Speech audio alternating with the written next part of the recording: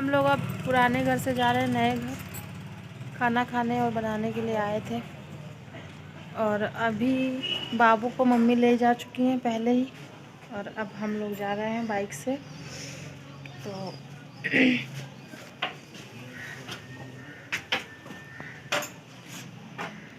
और हमारी तरफ हो रहा है इधर नर्मदा पुराण की कथा हो रही है, वो पीछे देख रहे हैं जो आप लोग।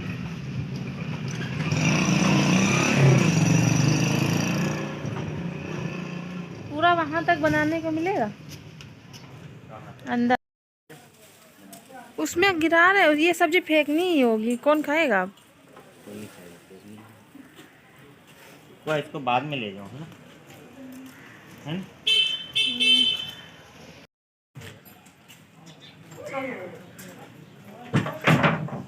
लकड़ी ले जाना हो गया है कैंसिल हमारा, तो हम अब ऐसे ही जाएंगे। लकड़ी नहीं है, उसको झाड़ू बनाने की वो। ऐसा लगता है कि काम पे जाने लगे अभी।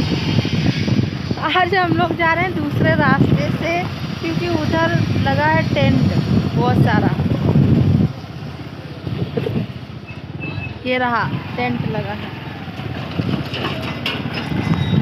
और ये जो नर्मदा पुराण हो रहा है वो 25 तारीख तक चलेगा, 7-8 दिन तक लगभग चल रहेगा। तो हमारा सीधा रास्ता नहीं है, हम थोड़ा तिरछे रास्ते से आ रहे हैं। करके दिखाएंगे।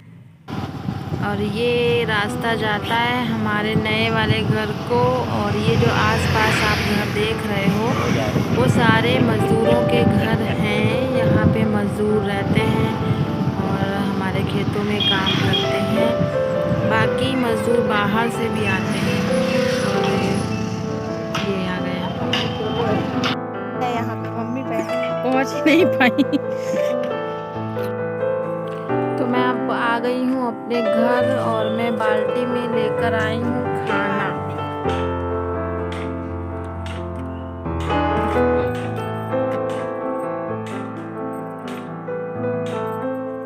क्योंकि वहाँ दोपहर में भूख लगती है ना मुझे, तो मैं अपने लिए खाना वाना लेकर आती हूँ। और मेरे देवर हैं वो बाहर गए हैं, तो उनके लिए भी खाना पैक करके आया है। इसमें टिफ़िन वगैरह सब कैसे हाथ में पकड़ती है, इसलिए बाल्टी में रख दिया।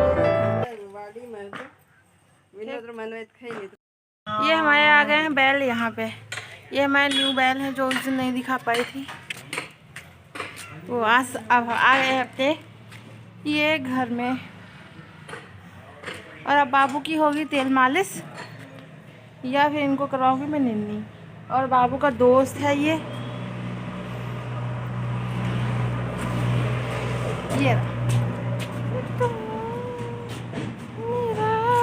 तो मैं करने जा रही हूँ बाबू की धूप में मालिश।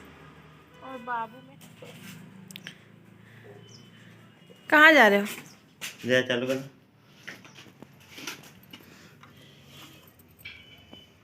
मुझे पानी भी पीना, नहीं पिया मैंने।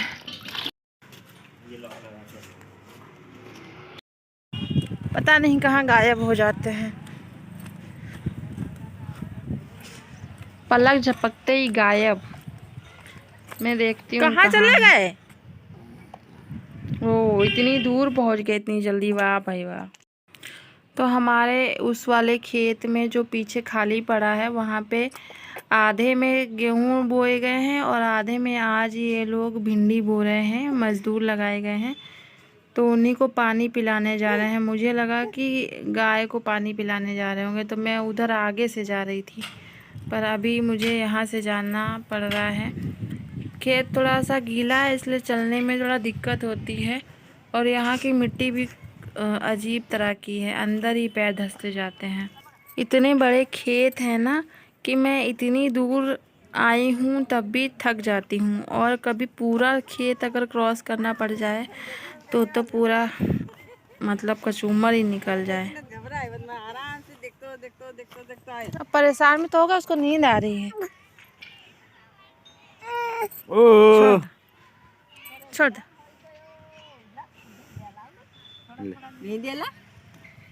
आंसू आ रहे हैं बाबू के मेरे। जा अब ले जा।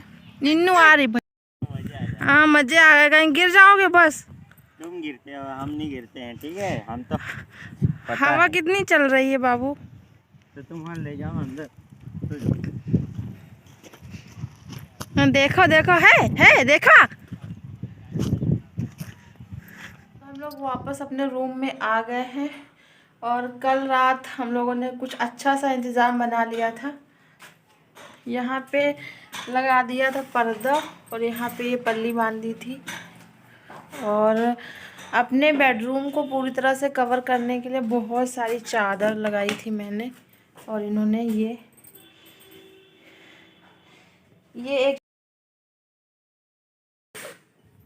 तो ये चादर इसलिए बिछाते हैं क्योंकि रात में बहुत ठंडा हो जाता है और हमें काफ़ी ज़्यादा प्रॉब्लम होती है यहाँ पर सोने में।